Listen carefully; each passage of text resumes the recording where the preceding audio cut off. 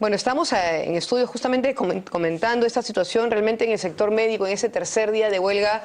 La situación es realmente preocupante, no es algo que nos han contado, es algo que lo vemos a diario como peruanos cuando acudimos a las instituciones de salud del Estado.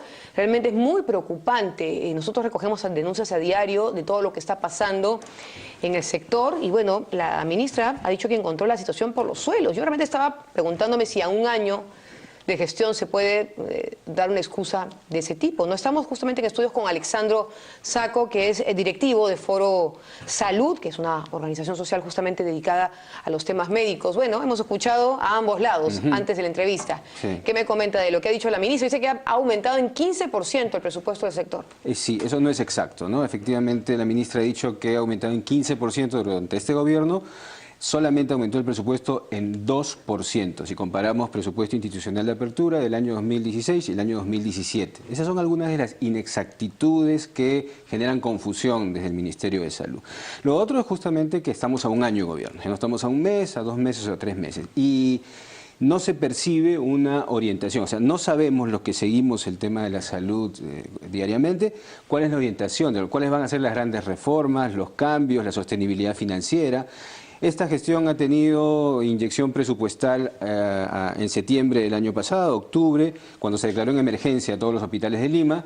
La ministra dijo que se iba a resolver el tema del abastecimiento y bueno, a la fecha no se ha resuelto porque se enredó en las compras médicas, en las compras de medicamentos. Ha tenido las facultades legislativas, salieron 9 decretos legislativos, el más visible fue del INEN, que terminó derogado, pero estos no están permitiendo lo que la gente busca. ¿Y qué es lo que finalmente la gente busca? Como decías en la introducción, una facilidad en la atención. Todo el Perú, todos sabemos que para que esto cambie realmente requiere una progresividad de varios años, pero no se sienten las mejoras dentro de los hospitales, dentro de las redes de atención, etcétera, etcétera. Y en ese contexto, el asunto de los sueldos, de los salarios de los médicos es una reivindicación que ellos se han comprometido con el gobierno anterior y que a la fecha todavía no hay una certeza de que se cumpla. Pero claro, se les ofreció algo el gobierno anterior de unos bonos, ¿no es así? Hay unos bonos que sí perciben algunos médicos. El médico que está en el primer nivel del escalafón formal gana 4.500 soles. Ellos están planteando que ese primer escalafón sea en 7.500, pero esos 4.000 sí hay algunos bonos que van sumando, atención primaria, zona de emergencia, guardias, etcétera. O sea, es un poco más lo que ellos ganan, pero ese fue el compromiso que adquirieron con el gobierno anterior.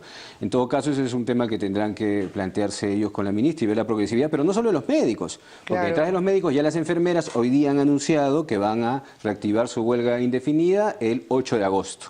Y la Federación de Trabajadores Técnicos de la FENUTSA también ha anunciado. Entonces, ¿desde cuánto tiempo no vemos una paralización médica? Hace 3 años fue la grande, la huelga del año 2014, que derivó en la discusión del Acuerdo Nacional en Salud, que en realidad debería ser lo que se retome, que el Ministerio de Salud retome. O sea, necesitamos... ¿En esos 3 años en qué se ha avanzado? ¿Los acuerdos que se establecieron en ese momento? Bueno, no en mucho en realidad, no en mucho. Algún campo en el tema de su salud, la vigilancia de los establecimientos, sanciones que se están produciendo, el financiamiento que venía creciendo en el gobierno de Ollanta se estancó literalmente. El anuncio que hace el gobierno a través de la ministra que el próximo año va a haber un incremento en el sector salud debe ser evidente. O sea, 0.5% dice el plan de gobierno de Pedro Pablo Kuczynski, esos son 3.500 millones de soles. ¿Está en la posibilidad el gobierno de destinar ese compromiso de 3.500 millones de soles para el próximo año? Habría que preguntarlo y habría que aclararlo de una vez, porque solo el incremento de los médicos a ese primer nivel del escalafón es una suma que bordea quizá 800 millones de soles. El tema de los salariales es un tema importante, es un tema que también es uno de los puntos en la agenda de los médicos, pero no es el punto central. Bueno, digamos, es importante para los médicos, pero la ciudadanía desde hace un tiempo viene advirtiendo una serie de carencias. Realmente todos los días recibimos denuncias, no hay medicinas, por lo menos, por ejemplo, en el INEN no hay ni siquiera insumos básicos para suministrar quimioterapias. El tema del CIS es el que tiene directa relación con la expectativa y la atención de la gente. Ha habido un manejo realmente muy deficiente de la gestión ministerial acerca de lo que encontró en el CIS a partir del escándalo Moreno, que es un problema serio, que hay corrupción, evidentemente, pero luego no ha podido dar resolución a la relación del CIS con los hospitales y las redes, por ejemplo. Ha habido hace un mes esta pugna, redes, hospitales, regiones que no querían firmar los famosos convenios con el CIS, han tenido que derogar el nuevo tarifario, o sea, bajaron las tarifas, ahí se armó el problema, pero el domingo salió una resolución que lo han derogado y ha quedado nuevamente en un limbo los hospitales y las redes frente al ¿Y eso es lo que permite que no se compren medicinas? Bueno, claro, el financiamiento del CIS es uno de los principales, es el día a día de los establecimientos. Si bien el ministerio compra casi el 60% de todos los medicamentos en la compra corporativa, pero hay un 40% que posteriormente compran cada una de las unidades ejecutoras, más de 200 en el país. Ese es un tema que no se ha abordado. Por ejemplo, ¿cómo vamos a reorganizar el sistema de salud para que no haya tantas unidades ejecutoras que compren una que otra cosa? Por ejemplo, ese es un asunto. ¿Cómo vamos a reorganizar las redes de servicios luego que se desactivó el Instituto de Gestión de Servicios de Salud en Lima? Todavía no se ha planteado eso. ¿Cómo vamos a avanzar en los temas de la calidad y la gestión del sistema de salud? Va la persona, entra por una puerta donde el vigilante a veces no la quiere recibir, va a la ventanilla con un cúmulo de papeles, cuando ya esto debería estar informatizado por lo menos en todas las ciudades principales del país, pero el usuario sigue sufriendo todas estas demoras.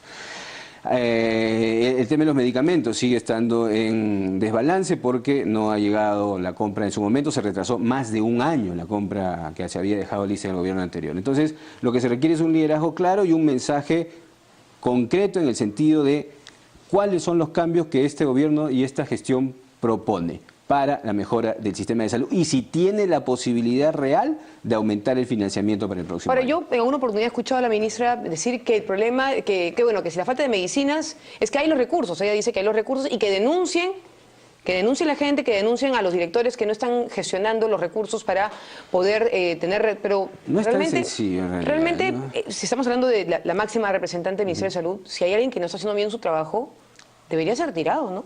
Pero claro, o sea, la ministra entra en una confrontación con las redes hospitalarias, etcétera, y el asunto es que en medicamentos la compra se retrasó un año. Y eso es responsabilidad del Ministerio de Salud, no de los hospitales. Pero también es cierto que los hospitales demoran en hacer su programación, claro. Y no solo es Lima, porque también están en las regiones, ¿no? Hay todo un tema, por eso insisto en el tema administrativo. Si en Lima la cosa no funciona, imagino cómo será en provincias. Exacto, y en las capitales de provincia, imaginemos en las provincias y en los distritos. El Perú tiene 8.000 establecimientos de salud.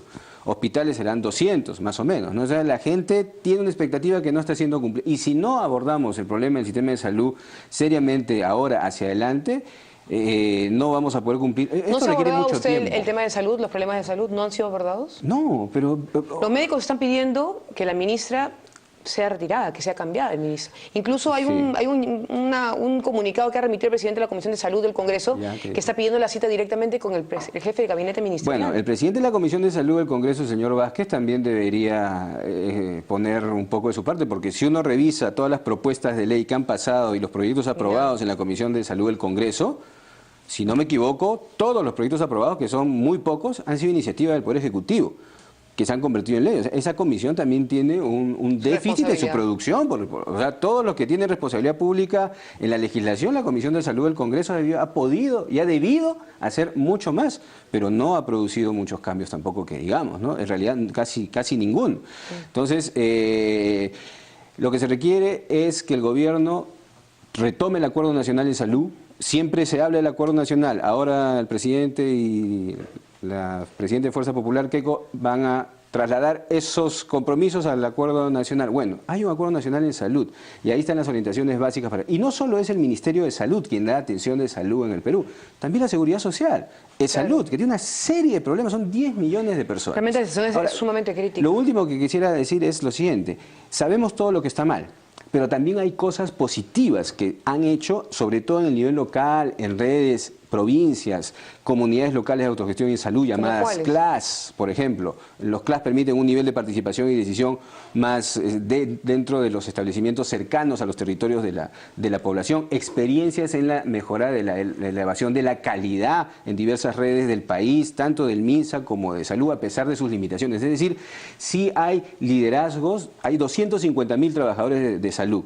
Hay un grupo importante que, a pesar de las limitaciones, ha introducido en el sistema mejoras que no son las estructurales, que hay que discutir de fondo, Las de fondo. pero que sí hay que observar para potenciarlas. Y lo último que quisiera decir es que el Ministerio de Economía está planteando un informe sobre la protección social que involucra el tema de la protección financiera en salud. Y ese informe, hasta la fecha, no lo quiere transparentar el Ministerio de Economía. Nosotros hemos solicitado formalmente a las instancias correspondientes, el señor Arrieta, que preside esa comisión, el señor Ganosa, jefe de gabinete de asesores del Ministerio de Economía, formalmente. Ustedes tienen las comunicaciones para saber en qué está eso y para que reciban los aportes de las organizaciones de la sociedad civil, y no hemos recibido ninguna respuesta. Entonces, bueno, realmente lamentable, porque es un tema urgente que merece ser debatido cuanto antes. Muchas gracias, señor Alexandro Sacco, justamente por toda la información, y realmente nos quedaría mucho tiempo para seguir hablando, incluso sobre todo del Instituto Nacional de Enfermedades Neoplásicas, donde la situación es sumamente crítica. Bueno, y repetimos, no es algo que nos han contado, es algo que lo vemos, que es tangible, que se puede ver. Pero bueno, vamos a la pausa, si ya regresamos con más aquí en Directo.